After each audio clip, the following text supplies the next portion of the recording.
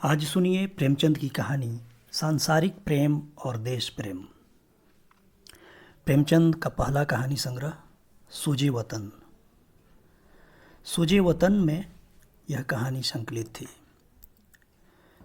सोजे वतन को अंग्रेजी हुकूमत ने जब्त कर लिया था। सारी पुस्तकों को जब्त कर आग लगा दी गई थी। यह ऐसी कहानी थी देशभक्ति की भावना को जगाने वाली, जिससे अंग्रेजी हुकूमत, जिसके बारे में कहा जाता था कि उसके साम्राज्य का सूरज कभी नहीं डूबता है, वे लोग डर गए थे। उतनी बड़ी सत्ता एक भाषा के लेखक की पुस्तक से डर गई थी। तो आइए सुनिए सांसारिक प्रेम और देश प्रेम। शहर लंदन के एक पुराने टूटे फूटे होटल में, जहां शाम ही से अंधेरा हो जाता है, जिस हिस्से में फैशनेबल लोग आना ही गुनाह समझते हैं और जहां जुआ, शराबखोरी और बदचलनी के बड़े भयानक दृश्य हरदम आंख के सामने रहते हैं, उस होटल में, उस बदचलनी के अखाड़े में इटली का नामवर देश प्रेमी मैजनी खामोशी से बैठा हुआ है। उसका सुंदर चेहरा पीला है, आँखों से चिंता बरस रही है, होठ सूखे हुए हैं और शायद महीनों से हजामत नहीं बनी। कपड़े मैले कुचैले हैं। कोई व्यक्ति जो मेजनी को पहले से न जानता हो, उसे देखकर यह ख्याल करने से नहीं रुक सकता कि हो न हो यह भी उन्हीं अभागों लोगों में है जो अपनी वासनाओं के गुलाम होकर जलील से जलील काम करते हैं। मेजनी अपने विचारों में डूबा हुआ है। बदनसीब कौम, मजलूम इटली, क्या तेरी किस्मतें कभी न सुधरेंगी? क्या तेरे सैकड़ों सपूतों का खून जरा भी रंग न लाएगा?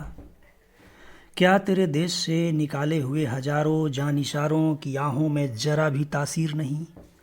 क्या तू अन्याय और अत्याचार और गुलामी के फंदे में हमेशा गिरफ्तार रहेगी? शायद तुझ में अभी सुधरने, स्वतंत्र होने की योग्यता नहीं आई। शायद मेरी किस्मत में कुछ दिनों और जिल्लत और बर्बादी झेलनी लिखी है। आज़ादी, हाय आज़ादी, तेरे लिए मैंने कैसे कैसे दोस्त, जान से प्यारे दोस्त कुर्बान किए। कैसे कैसे नौजवान, होनहार नौजवान, जिनकी माएँ और बीवियाँ आज उनकी कब्र पर आंसू बहा रही हैं और अपने कष्टों और आपदाओं से तंग आकर उनके वियोग के कष्ट में अभागे आफत के मारे मेजनी को शाप दे रही हैं। कैसे कैसे शेर जो दुश्मनों के सामने पीठ फेरना न जानते थे। क्या यह सब कुर्बानियाँ, यह सब भेंट काफ़ी नहीं हैं? आज़ादी, तू ऐसी कीमती चीज़ है, हो तो फिर मैं क्यों जिंदा रहूं? क्या यह देखने के लिए कि मेरा वतन, मेरा प्यारा वतन, मेरा प्यारा देश धोखेबाज अत्याचारी दुश्मनों के पैरों तले रौंदा जाए? मेरे प्यारे भाई, मेरे प्यारे हमवतन अत्याचार का शिकार बने? नहीं, मैं यह देखने के लिए जिंदा नहीं रह सकता। मैजनी इन्हीं ख्यालों में डूबा हुआ था कि उसका दोस्त रफेती, जो उसके साथ निर्वासित किया गया था, इस कोठरी में दाखिल हुआ। उसके हाथ में एक बिस्किट का टुकड़ा था। रफेती उम्र में अपने दोस्त से 2-4 बरस छोटा था। भंगिमा से सज्जनता झलक रही थी। उसने मेजनी का कंधा पकड़कर हिलाया और कहा, जोजफ, यह लो, कुछ खा लो। मेजनी ने चौंक कर सर उठाया और बिस्किट देखकर बोला, यह कहाँ से लाए? तुम्हारे पास पैसे कहाँ थे? रफेती, पहले खा लो, फिर यह बातें पूछना। तुमने कल शाम से कुछ नहीं खाया है। मेजनी, पहले यह बता दो कहाँ से लाए? जेब में तंबाकू का डिब्बा भी नजर आता है। इतनी दौलत कहाँ हाथ लगी? रफेती, पूछ कर क्या करोगे? वही अपना नया कोट जो माँ ने भेजा था गिरवी रख आया हूँ। मैजनी ने रफेती की यह बात सुन एक ठंडी सांस ली। आंखों से आंसू टप टप जमीन पर गिर पड़े। रोते हुए बोला, यह तुमने क्या हरकत की? क्रिसमस के दिन आते हैं, उस वक्त क्या पहनोगे? क्या इटली के एक लखपति व्यापारी का इकलौता बेटा क्रिसमस के दिन भी ऐसे ही फटे पुराने कोट में बसर करेगा? हैं? रफेती, क्यों? क्या उस वक्त तक कुछ आमदनी न होगी? हम तुम दोनों नए जोड़े बनवाएंगे और अपने प्यारे देश की आने वाली आज़ादी के नाम पर खुशियां मनाएंगे। मैजिनी, आमदनी की तो कोई सूरत नज़र नहीं आती। जो लेख मासिक पत्रिकाओं के लिखे गए थे वह वापस ही आ गए। घर से जो कुछ मिलता है वह कब का खत्म हो चुका। अब और कौन सा जरिया है? रफेती, अब क्रिसमस को हफ्ता भर पड़ा है, अभी से उसकी क्या फिक्र करें? और अगर मान लो यही कोट पहना तो क्या? तुमने नहीं मेरी बीमारी में डॉक्टर की फीस के लिए मैगडलीन की अंगूठी बेच डाली थी? मैं जल्दी ही यह बात उसे लिखने वाला हूँ, देखना तुम्हें कैसा बनाती है। क्रिसमस का दिन है। लंदन में चारों तरफ खुशियों की गर्मबाजारी है। छोटे बड़े अमीर गरीब सब अपने अपने घर खुशियां मना रहे हैं और अपने अच्छे से अच्छे कपड़े पहनकर गिरजाघरों में जा रहे हैं।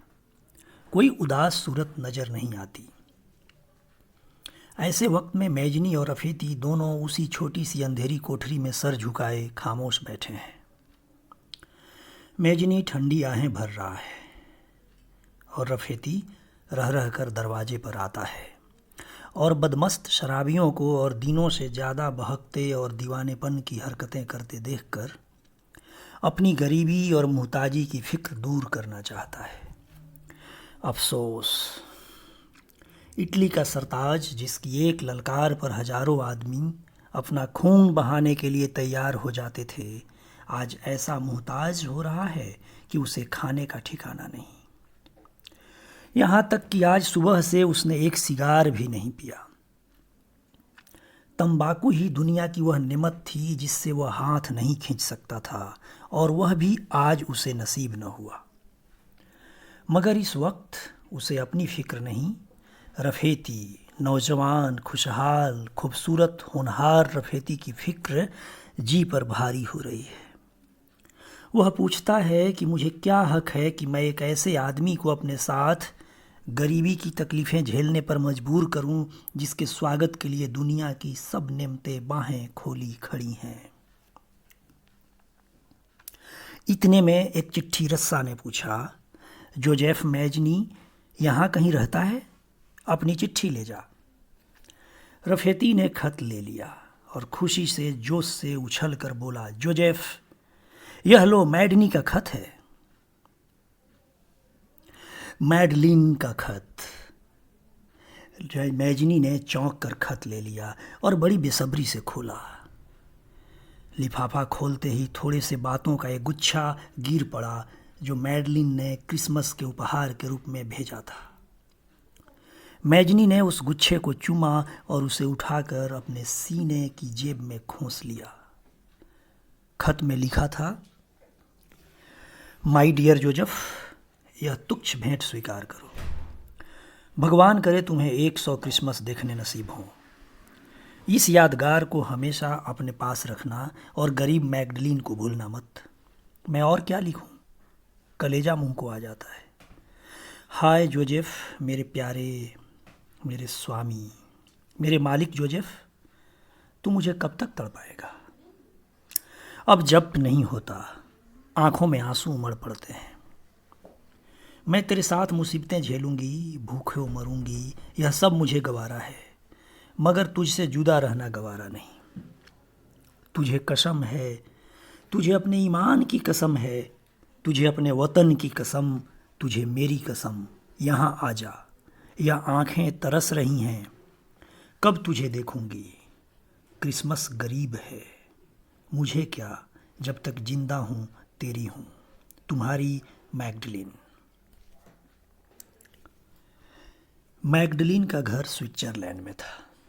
वह एक समृद्ध व्यापारी की बेटी थी और बेहद सुंदरी।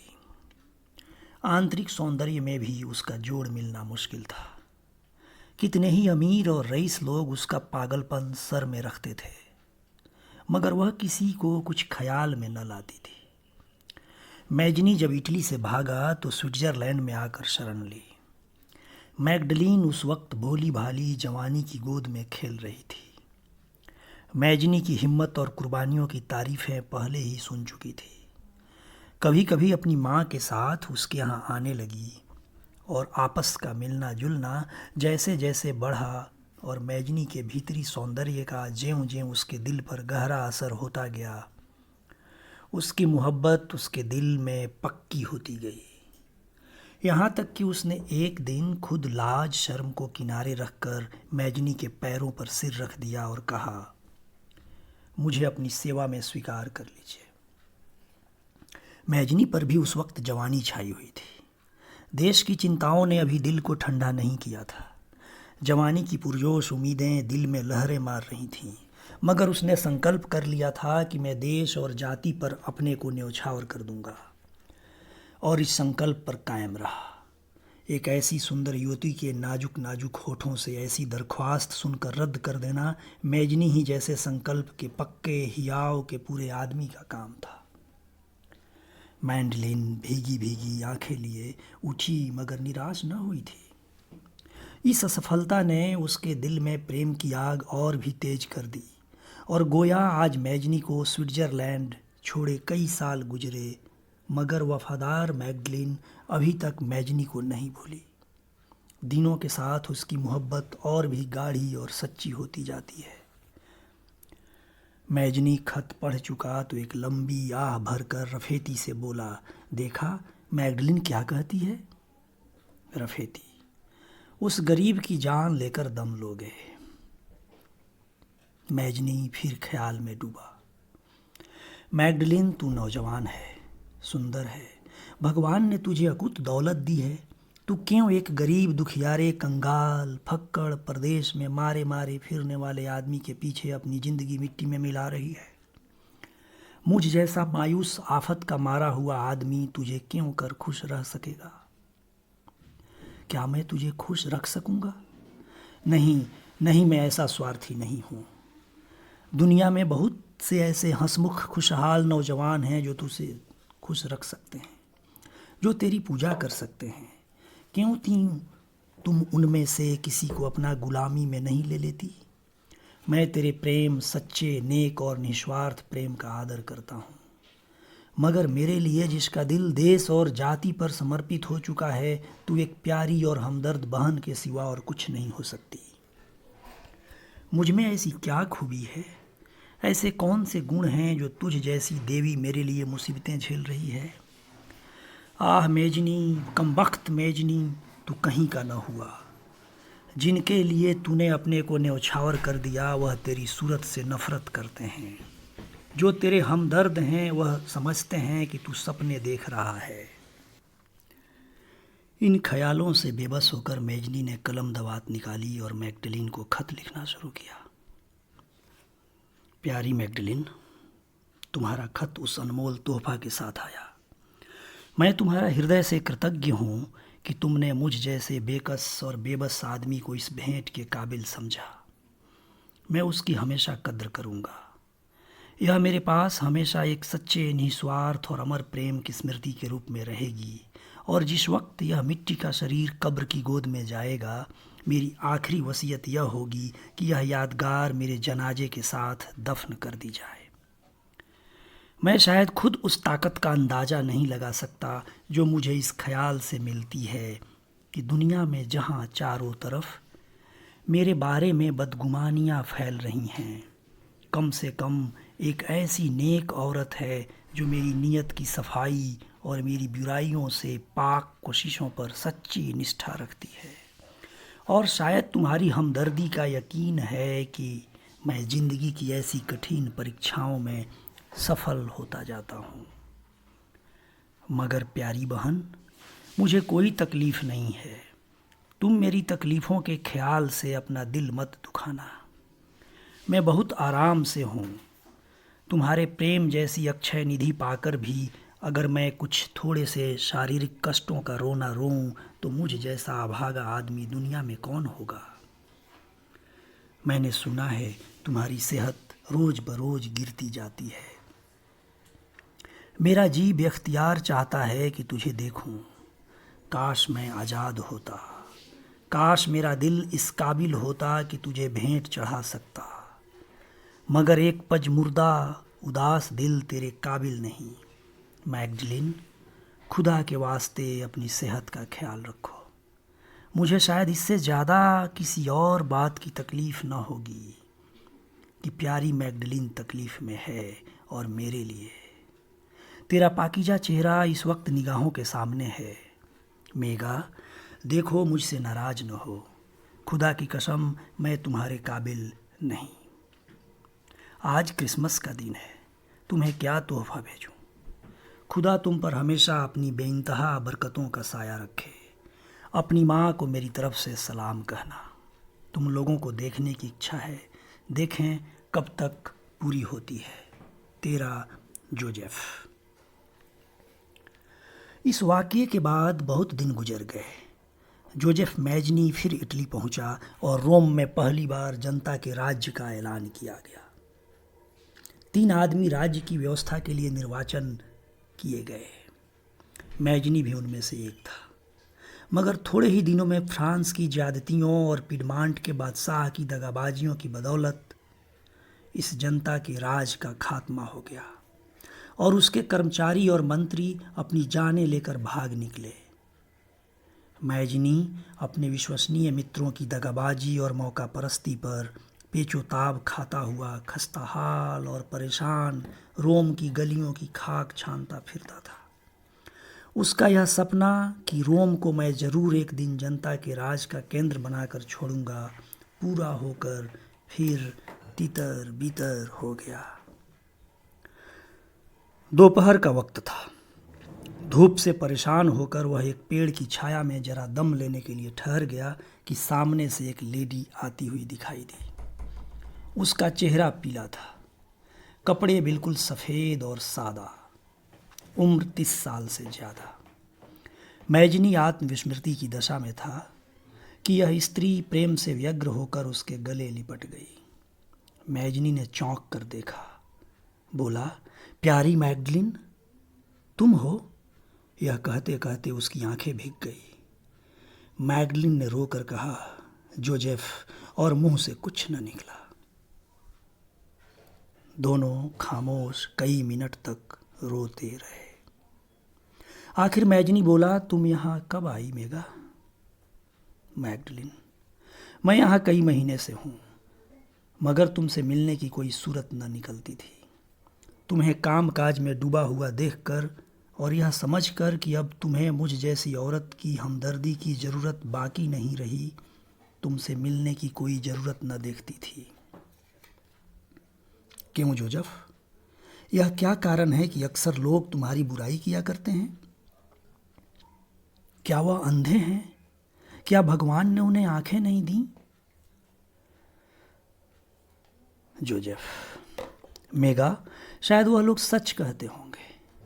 फिलहाल मुझ में वह गुण नहीं है जो मैं शान के मारे अक्सर कहा करता हूँ कि मुझ में हैं, या जिन्हें तुम अपनी सरलता और पवित्रता के कारण मुझ में मौजूद समझती हो। मेरी कमजोरियाँ रोज बरोज मुझे मालूम होती जाती हैं। मैगडलिन, तभी तो तुम इस काबिल हो कि मैं तुम्हारी पूजा करूं। मुबारक है वह इंसान जो खुद ही को मिठाकर अपने को हे समझने लगे। जोजेफ, भगवान के लिए मुझे इस तरह अपने से मत अलग करो। मैं तुम्हारी हो गई हूँ और मुझे विश्वास है कि तुम वैसे ही पाक साफ हो जैसे हमारा यीशु था। यह ख्याल मेरे मन पर अंकित हो गया है और अगर उसे जरा कमजोरी आ गई थी तो तुम्हारी इस वक्त की बातचीत ने उसे और भी पक्का कर दिया। बेशक तुम फरिश्ते हो, मगर मुझे अफसोस है कि दुनिया में क्यों लोग इतने तंग दिल और अंधे होते हैं, और आम तौर पर वह लोग जिन्हें मैं तंग ख्यालों से ऊपर समझती थी। रेफेती, रसारिनो, फ्लाइनो, बर्नाबास, यह सबके सब तुम्हारे दोस्त हैं। तुम उन्हें अपना दोस्त समझते हो, मगर वह सब तुम्हारे दुश्मन हैं। और उन्होंने मुझसे मेरे सामने सैकड़ों ऐसी बातें तुम्हारे बातें में कही है जिनका मैं मरकर भी यकीन नहीं कर सकती। वह सब गलत झूठ बकते हैं। हमारा प्यारा जोसेफ वैसा ही है जैसा मैं समझती थी, बल्कि उससे भी अच्छा। क्या यह भी तुम्हारी एक जाति खूबी नहीं है कि तुम अपने दुश्मनों को भी अपना दोस्त समझते हो? मैजनी से अब सब्र न हो सका। मैगडलिन के मुरझाए हुए पीले पीले हाथों को चूमकर कहा, प्यारी मेगा, मेरे दोस्त बेकसूर हैं और मैं खुद दोषी हूँ। मैजनी रोने लगा। जो कुछ उन्होंने कहा वह सब मेरे ही इशारे और मर्जी के अनुसार था। मैंने तुमसे दगा की, मगर मेरी प्यारी बहन, यह सिर्फ इसलिए था कि तुम मेरी तरफ से बेपरवाह हो जाओ और अपनी जवानी के बाकी दिन खुशी से बसर करो। मैं बहुत शर्मिंदा हूँ। मैंने तुम्हें जरा भी न समझा था। मैं तुम्हारे प्रेम की गहराई से अपरिचित था, क्योंकि मैं जो चाहता था उसका उल्टा असर हुआ। मगर मेगा, मैं माफ़ी चाहता हूँ। मैगडलिन, हाय जोसेफ, तुम मुझसे माफ़ी मांगते हो? हैं? तुम जो दुनिया के सब इंसानों से ज़्यादा नेक, ज़्यादा सच्चे और ज़्यादा लायक हो। मगर हाँ, बेशक तुमने मुझे बिल्कुल न समझा था जोसेफ। यह तुम्हारी गलती थी। मुझे ताजुब तो यह है कि तुम्हारा ऐसा पत्थर का दिल कैसे हो गया। जोसेफ, मेगा, ईश्वर जानता है कि जब मैंने रफीती को यह सब सिखा पढ़ा कर तुम्हारे पास भेजा है, उस वक्त मेरे दिल में क्या कैफियत थी। मैं जो दुनिया में नेकनामी को सबसे ज़्यादा कीमती समझता हूँ, और मैं जिससे दुश्मनों के जाति हमलों को कभी पूरी तरह काटे बिना न छोड़ा, अपने मुंह से सिखाऊं कि जाकर मेरे बारे में बुरा कहो, मगर केवल यह इसलिए था कि तुम अपने शरीर का ध्यान रखो और मुझे भूल जाओ। सच्चाई यह थी कि मैजनी ने मैगडलिन के प्रेम को रोज बरोज बढ़ते देखकर एक खास हिकमत की थी। उसे खूब मालूम था कि मैगडलिन के प्रेमियों में से कितने ही ऐसे हैं जो उससे ज़्यादा सुंदर, ज़्यादा दौलतमंद और ज़्यादा अक्ल वाले हैं, मगर वह किसी को ख्याल में नहीं लाती। मुझसे उसके लिए जो खास आकर्षण है वह मेरे कुछ खास गुण हैं, और अगर मेरे ऐसे मित्र जिनका आदर मैगडलिन भी करती है उससे मेरी शिकायत करके इन गुणों का महत्व उसके दिल से मिटा दें, तो वह खुद ब खुद मुझे भूल जाएगी। पहले तो उसके दोस्त इस काम के लिए तैयार न थे, मगर इस डर से कि कहीं मैगडलिन ने घुल घुल कर जान दे दी तो मैजनी जिंदगी भर हमें माफ़ न करेगा, उन्होंने यह प्रिय काम स्वीकार कर लिया था। वह स्विट्ज़रलैंड गए और जहाँ तक उनकी ज़बान में ताकत थी अपने दोस्त की पीठ पीछे बुराई करने में खर्च की। मगर मैगडलिन पर मोहब्बत का रंग ऐसा गहरा चढ़ा हुआ था कि इन कोशिशों का इसके सिवाय और कोई नतीजा न हो सकता था। जो हुआ, वह एक रोज़ बेकरार होकर घर से निकल खड़ी हुई और रोम में आकर एक सराय में ठहर गई। यहाँ उसका रोज का नियम था कि मैजनी के पीछे पीछे उसकी निगाह से दूर घुमा करती, मगर उसे आश्वस्त और अपनी सफलता से प्रसन्न देखकर उसे छेड़ने का साहस न करती थी।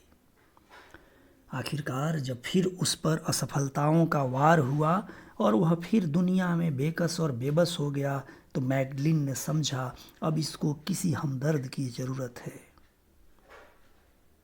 और पाठक देख चुके हैं जिस तरह वह मैजनी से मिली। मैजनी रोम से फिर इंग्लिस्तान पहुंचा और यहाँ एक अरसे तक रहा। सन 1870 में उसे खबर मिली कि सिसिली की रियाया बगावत पर आमादा है और उन्हें मैदान जंग में लाने के लिए एक उभारने वाले की ज़रूरत है। बस वह फौरन सिसिली पहुंचा, मगर उसके जान के पहले शाही फौज ने बागियों को दबा दिया था। मैजनी जहाज से उतरते ही गिरफ्तार करके एक कैदखाने में डाल दिया गया, मगर चूंकि अब वह बहुत बूढ़ा हो गया था, शाही हुक्काम ने इस डर से कि कहीं वह कैद की तकलीफ़ों से मर जाए तो जनता को संदेह होगा कि बादशाह की प्रेरणा से वह कत्ल कर डाला गया, उसे रिहा कर दिया। निराश और टूटा हुआ दिल लिए मैजनी स्विट्जरलैंड की तरफ रवाना हुआ। उसकी ज़िंदगी की तमाम मुश्किलें खाक में मिल गईं।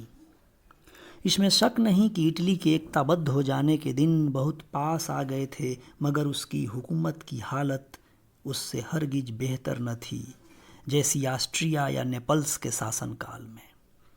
अंतर यह था कि पहले वह एक दूसरी कौम की ज्यादतियों से परेशान थे, अब अपनी कौम के हाथों।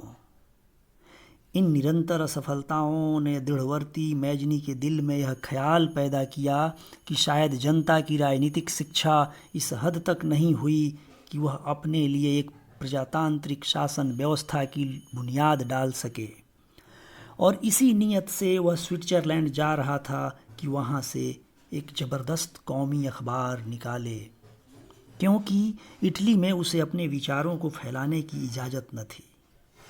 वह रात भर नाम बदलकर रोम में ठहरा, फिर वहाँ से अपनी जन्मभूमि जिनेवा में आया और अपनी नेक माँ की कब्र पर फूल चढ़ाए।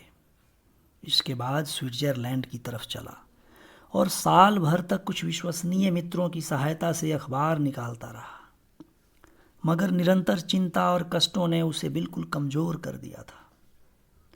सन 1870 में वह सेहत के ख्याल से इंग्लिस्तान आ रहा था कि आल्प्स पर्वत की तलहटी में निमोनिया की बीमारी ने उसके जीवन का अंत कर दिया और वह एक अरमानों से भरा हुआ दिल लिए स्वर्ग को सिधारा। इटली का नाम मरते दम उसकी जबान पर था। यहाँ भी उसके बहुत से समर्थक और हमदर्द शरीक थे। उसका जनाजा बड़ी धूम से निकला। हजारों आदमी साथ थे और एक बड़ी सुहानी खुली हुई जगह पर पानी के एक साफ चश्मे के किनारे पर कौम के लिए मर मिटने वाले को सुला दिया गया। मैजनी को कब्र में सोए हुए आज 3 दिन गुजर गए। शाम का वक्त था। सूरज की पीली किरणें इस ताज़ा कब्र पर हसरत भरी आंखों से ताक रही थीं। तभी एक अधेड़ खूबसूरत औरत सुहाग के जोड़े पहने लड़खड़ाती हुई आई। यह मैग्डलिन थी। उसका चेहरा शोक में डूबा हुआ था, बिल्कुल मुरझाया हुआ, कि जैसे अब इस शरीर में जान बाकी न रहे। वह इस कब्र के सिरहाने बैठ गई और अपने सीने पर खूंसे हुए फूल उस पर चढ़ाए। फिर घुटनों के बल बैठकर सच्चे दिल से दुआ करती रही। जब खूब अंधेरा हो गया, बर्फ पड़ने लगी, तो वह चुपके से उठी और खामोश सर झुकाए करीब के एक गांव में जाकर रात बसर की और भोर की बेला अपने मकान की तरफ रवाना हुई। मैग्डलिन अब अपने घर की मालिक थी। उसकी माँ बहुत जमाना हुआ मर चुकी थी। उसने मैजनी के नाम से एक आश्रम बनवाया और खुद आश्रम की ईसाई लेडियों के लिबास में वहाँ रहने लगी। मैजनी का नाम उसके लिए एक निहायत पुरदर्द और दिलकश गीत से कम न था। हमदर्दों और कदरदानों के लिए उसका घर उनका अपना घर था। मैजनी के खत उसकी इंजिल और मैजनी का नाम उसका ईश्वर था। आसपास के गरीब लड़कों और मुफलिस बीवियों के लिए यही बरकत से भरा हुआ नाम जीविका का साधन था। मैग्डलिन 3 बरस तक जिंदा रही और जब मरी तो उसकी आखिरी वसीयत के मुताबिक उसी आश्रम में दफन की गई।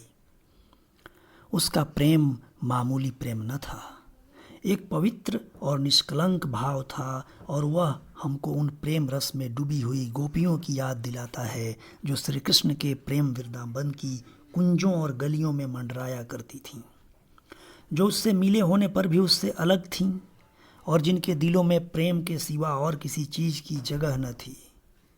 मैजनी का आश्रम आज तक कायम है और गरीब और साधु संत अभी तक मैजनी का पवित्र नाम लेकर वहाँ हर तरह का सुख पाते हैं। कहानी पाठ राजीव रंजन गिरी। शुक्रिया।